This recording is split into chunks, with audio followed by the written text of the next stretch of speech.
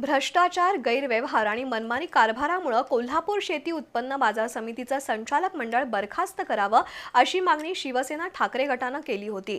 त्यानुसार सहकार उपनिबंधकांनी बाजार समितीच्या लेखापरीक्षणाची व्याप्ती वाढवली आहे। त्यामध्ये शिवसेनेनं उपस्थित केलेल्या वादग्रस्त मुद्द्यांचा समावेश करण्यात आलाय। शेतकऱ्यांच्या शेतीमालाला योग्य दर मिळावा या उद्देशानं राज्यात कृषी उत्पन्न बाजार समित्यांची स्थापना झाली।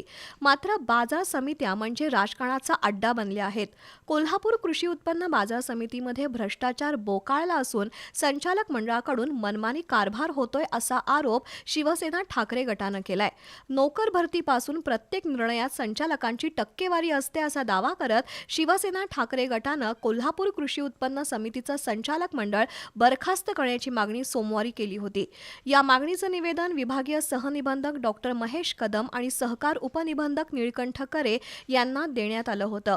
या तक्रारीची सहकार उपनिबंधक निळकंठ करे यांनी गंभीर दखल घेतली आहे।